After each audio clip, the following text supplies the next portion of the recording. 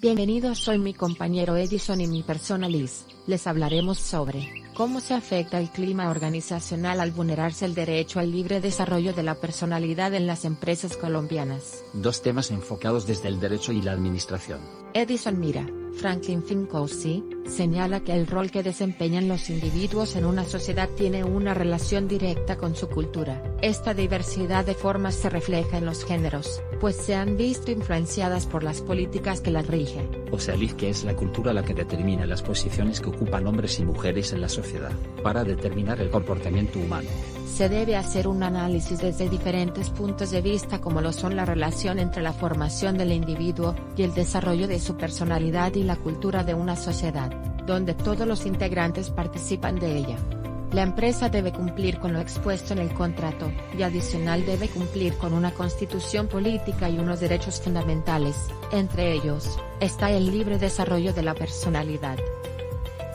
Es importante que el manual de la organización tenga un equilibrio entre la función de la empresa y el bienestar de sus colaboradores, así como las nuevas funciones en las que se ve involucrado el personal. Esto conlleva cambiar un poco la cultura empresarial en Colombia, ya que hay que educar tanto al directivo como al trabajador, fomentando un equilibrio y confianza por parte del empleador y responsabilidad por parte del empleado. En algunas empresas muchos de los derechos constitucionales, como el libre desarrollo de la personalidad, se vulneran desde que nos dicen cómo comportarnos, vestirnos o hasta cómo actuar, al grado de generar afectaciones en el clima organizacional. Un efecto de estas situaciones las vemos reflejadas en los sindicatos en Colombia, los cuales se crearon con el fin de salvaguardar los derechos de los trabajadores, y que afectan consigo el clima organizacional de la empresa. Es necesario dejar claras las reglas de juego, dado a que desde las direcciones o áreas de gestión humana deben saber que sus políticas no deben estar en contravía con lo prescrito en la Constitución,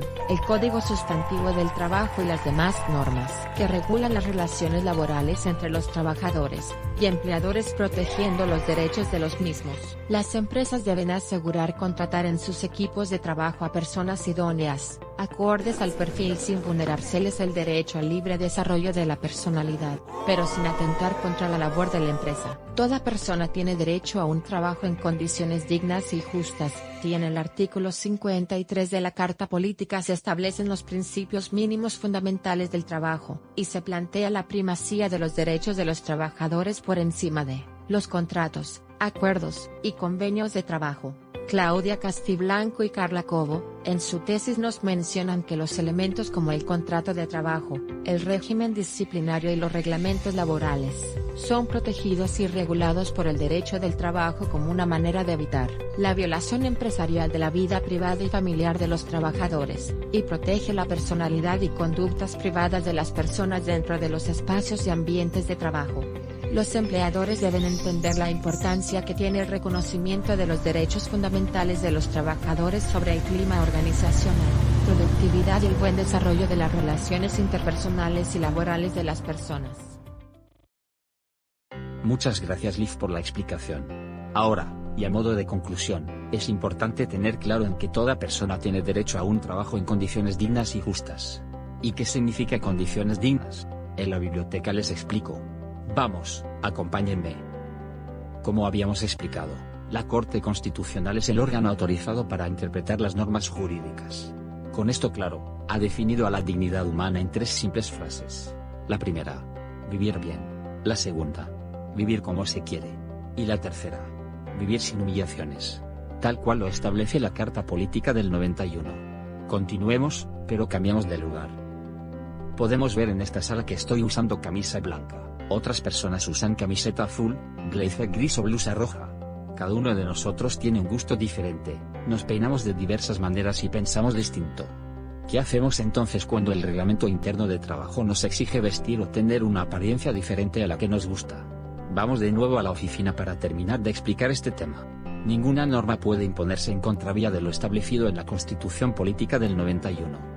Ni siquiera las normas de entidades privadas como los reglamentos internos de trabajo. Esto lo ha establecido la Corte Constitucional en numerosas sentencias y, solo por citar una, dice que los reglamentos internos, sea de trabajo o de instituciones educativas, deben estar acordes, en su contenido, con los valores, principios y derechos consagrados en la Constitución, y no se puede desatender el libre desarrollo de la personalidad sin un sustento constitucional, que necesaria y proporcionalmente justifique la limitación.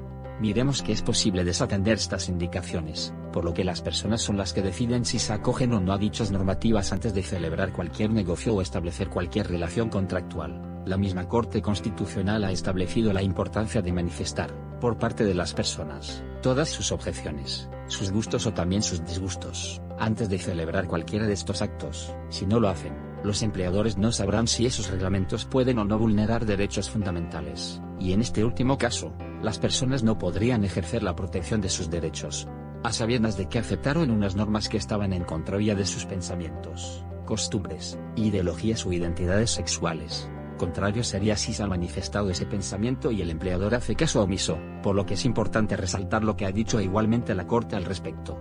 No puede entonces el empleador, amparado en su potestad disciplinaria, exigir al trabajador comportamientos que no tengan una relación directa con la actividad laboral. Ello supondría una intromisión injustificada en la órbita privada del trabajador, lo cual implicaría un desconocimiento de su autonomía, protegida entre otros por los derechos a la intimidad y al libre desarrollo de la personalidad. Recuerden, antes de firmar cualquier contrato revisen que esté acorde a su personalidad, que no vulnere sus derechos. Así lograremos que el clima organizacional en las empresas no se afecte, y convivamos en armonía con las demás personas. Gracias. Totales.